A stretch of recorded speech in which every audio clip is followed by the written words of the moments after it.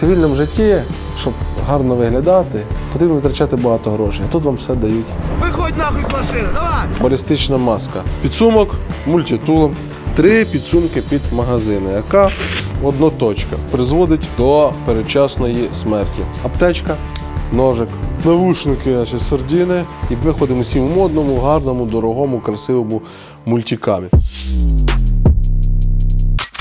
Товариство, сьогодні попросили мене показати вам спорядження своє особисте. Це комплект загальновійськовий, скажімо так, для проведення загальновійськових операцій, більш, звісно, направлених на штурм від специфіку нашого підрозділу. Розпочнемо тоді, мабуть, скоріш за все ж, логічно, що з бронежилету. В стильному, гарному кольорі мультикам, що, до речі, на мою думку, має перевагу над іншими військовими формуваннями, де видаються такий піксель. До речі, проти пікселя нічого немає. Досить таки хороша форма, але в нас чомусь її недолюблюють. Була б мене можливість, сам би носив піксель, чесно скажу. Ну, всі ходять в мультиками, я буду відрізнятися. І ми ходимо всі в модному, гарному, дорогому, красивому мультикамі. Значить, по-перше, це повноцінний бронежилет.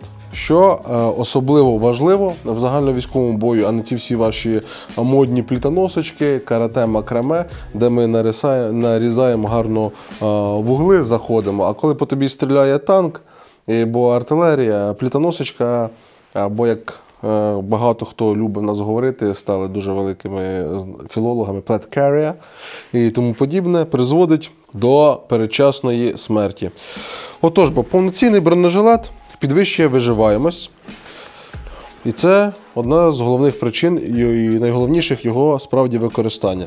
Суть цього бронежилету, який розробили спеціально для нашого підрозділу фірма МТАК. Перше, він в відповідності у нас є стандартно 2 плити. Потім також обов'язково це захист боків. Захищає відповідно наші органи. Якщо в нас плити захищає, відповідно, да, центр, основну, спину і груди, то, відповідно, захист боковий. Це в нас кевларовий. Може, помітили, що багато є бокові пластини, то вже захищають, відповідно, вже від влучання безпосередньо куль і тому подібне. Але це дуже обмежує рух, робить вас і так занадто широким, а особливо, хто любить мамині пиріжки, і так є широким, що досить таки незручно. Кевлар і зручно, і надає, відповідно, захист. Також тут у нас знаходиться фібра всередині, яка допомагає нам дихати і, скажімо так, відчувати менше дискомфорту під час спеки. А от мені особливо завжди спекотно, тому для мене це дуже гарна перевага даного бронежилета. А знаєте, де справді спекотно? На війні. Сказав, як дід ветеран. Панове, перейдемо тепер до спорядження. Значить, почнемо згори донизу. Значить, одноточка. Так? Ремінь під АК, одноточка. Значить, головне, що потрібно про нього запам'ятати, що ви ним не повинні користуватися. Чому користуюсь ним я? Тому що у зв'язку з моєю посадою я ним навіть, якщо чесно, не користуюсь в більшості випадків. І оцей аксесуар просто так от і висить. Тому що головна моя зброя зараз це радіостанція, планшет і тому подібне, а не автомат. Це зручно, сідаючи в машину, виходячи з машини, бронемашини або автомобіля. Тому досить таки зручно. Якщо ви, звісно, також займаєтеся всякими карате-макраме і нарізаєте вугли по приміщенням, то, в принципі, також підійде. Але якщо ви все-таки розвідник або приймаєте участь в загальновійськовому бою, то це для вас стане скоріше обузою, аніж перевагою. Підсумок під телефон, що також у роботі, саме враховуючи мою посаду, одна з головних, скажімо так, озброєнь, це саме підсумок під телефон. Тут ви бачите прапор США, оскільки, щоб всі розуміли, що за Україну воюють і американські найманці, щоб були докази, скажімо так, в Росії про так скажемо так, бої американських найманців. We are from San Francisco. We are NATO soldiers. До речі, тут на самому бронежилеті є чудовий карманчик, скажімо так, з захистом від вологи, де можна покласти документи. І пішли далі збоку.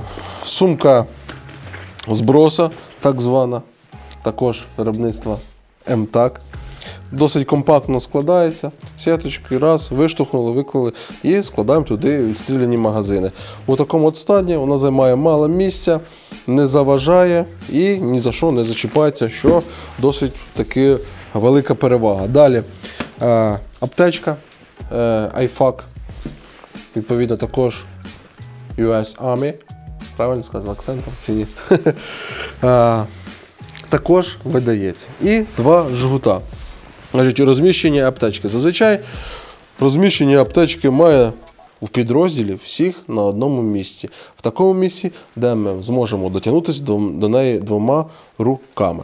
Жгут також з США. У нас підсумок для жгута. Шикарний, просто повністю закриває жгут, не дозволяючи йому ні забруднюватись, нічого. Також під рукою. Один під лівою рукою, інший, відповідності, під правою рукою. 3 підсумки під магазини АК. Тобто вони подвійні. Це дозволяє зекономити місце. В кожному підсумку у відповідності по 2 магазини, разом виходить 6. Питання розміщення на животі чи по бокам, на РПС і тому подібне. Знову ж таки, дискусійні і взагалі вони відносяться під кожне конкретне завдання. Так, заважають магазини, коли ви знаходитеся на животі, заважають вести стрільбу лежачи. Так, це правда, особливо подвійні. Заважають, скажімо так, підвищують ваш силует, якщо вони на животі, так. Але специфіка підрозділу, головне, і також специфіка моєї саме посади, тобто моєї роботи, дозволяє мені розмістити саме тут ці магазини, тому що мені, скажімо так, не доведеться багато повзати на животі і, в принципі, валятись, тому я можу собі дозволити їхнє розміщення саме тут на животі. Під праву руку в мене 2 гранати розміщені, тобто 2 підсумка під гранат. Достати буде просто, скажімо так, і без затруднень. Також просто під рукою стали, лівий видірнув, кинули правою, а не під ліву, тому що лівою ми, відповідно, не кидаємо. Рукавички завжди також повинні знаходитись на бронежилеті, тому що це все спорядження має бути в одному місці, зібране, щоб легко взяли, підняли і побігли. Далі. Підсумок, скажімо так, утилітарний, з мультитулом, нокспреєм, налобним фонариком, зарядка до фонарика і компас. Ну, знаєте, можна часто заблудитися. І також ізолента. Все відбувається так. З досвідом набувається. Набувається досвід, набувається власне розуміння, що тобі потрібно, де потрібно, від специфіки, де розмістити, де воно краще буде знаходитись, що тобі заважає і тому подібне. Від практики. І індивідуально.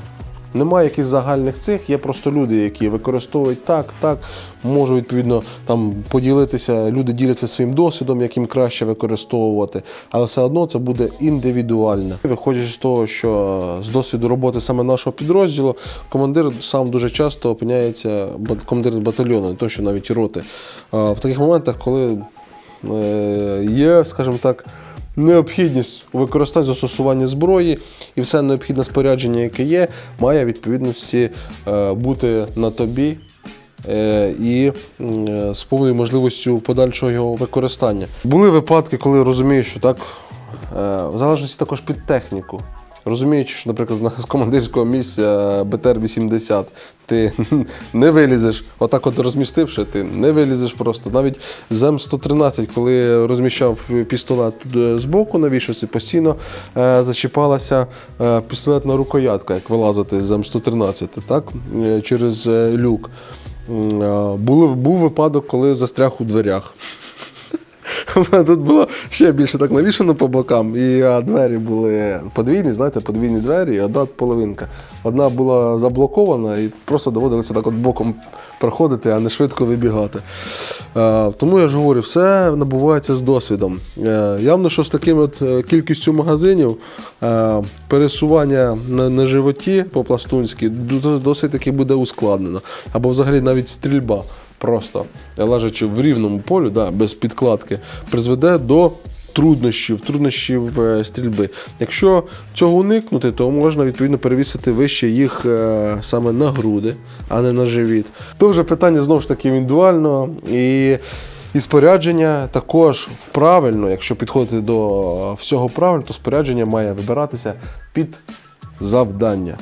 Тому у мене є і комплекти для рейдових дій, комплекти для дій малими групами. Це загальновійськовий такий, скажімо так, для загальновійськового бою, штурмових дій, тим паче враховуючи мою посаду. Я пробував під цей бронежилет носити РПС, ну, під загальновійськовий, але от в бою, в Бахмуті,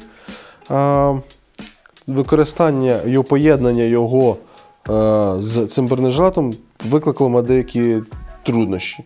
Нам тоді довелося управлінні батальйону особисто приймати участь в бою. І от відповідності, що тоді РПС день має розміщатись так, на рівні пояса. І через цей бронежилет, що він зачіпався, довелося його опустити трішки нижче. І це призвело до незручностей. Вирішено було все перенести саме повністю на бронежилет. І багато, до речі, хто відмовляється від використання взагалі, от серед моїх побратимів, від використання РПС взагалі, якщо ти, звісно, не розвідник і це не твоя специфічна робота. Також і раніше я використовував напашну сумку, напашний підсумок. Завжди залишається з бронежилетом. Так?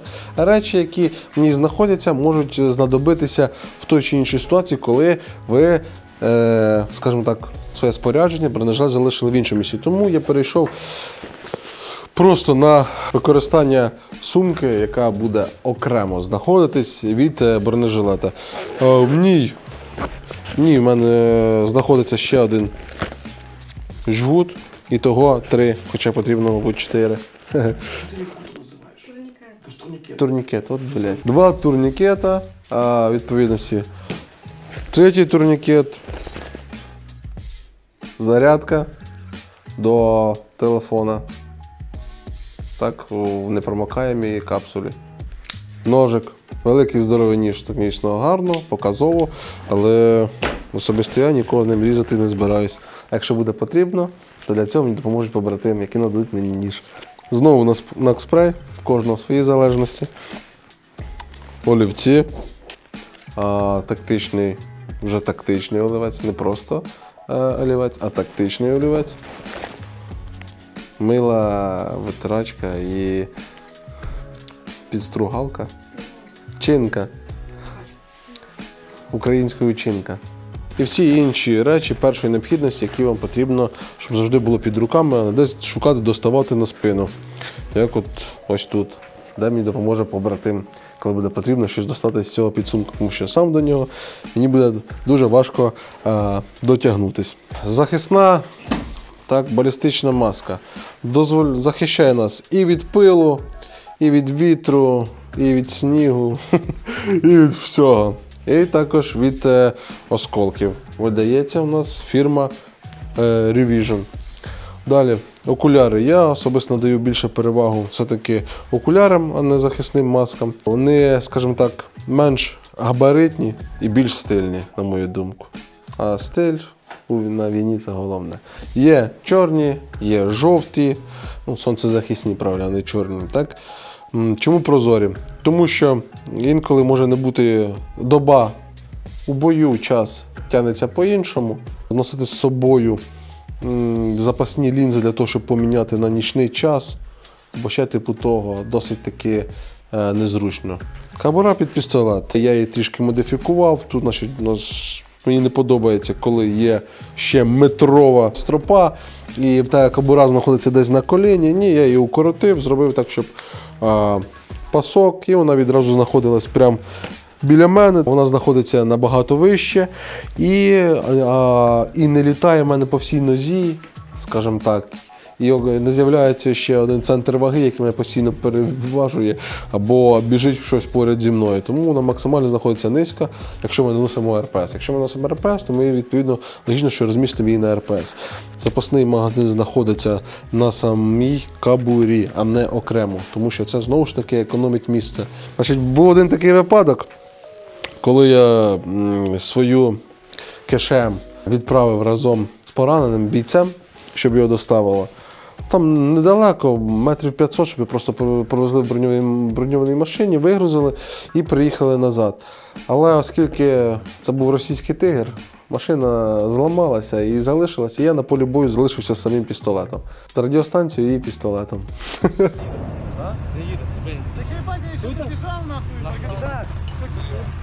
Хмурий, блядь, вийди на зв'язок. Нас, короче, бехай кір наїбуєш. Там просто в кишемі залишилось мій автомат, планшет і багато чого. Далі. Каска. Це вже каска, скажімо так, моя особиста. Подарунок від друзів із США. Ніч, армійська каска. Що мені особливо не подобається, от місце так, для кріплення, для засобів нічного бачення і тому подібне. Тут відразу йде такий от чудовий страховочний трос. До засобу зачіпаємо, і коли він в умовах ведення бою так, злітає, падає, він завжди буде збережений. А загубити таку річ, враховуючи, що обставини бою не завжди дозволяють губити речі навіть, і доведеться потім відповідати за них, тому страховочний трос страхує ваш гаманець. І каска, яку видали мені в підрозділі. Це каска Tor-D, кавер. На нього так купив окремо, тому що в оригіналі йде в пікселі.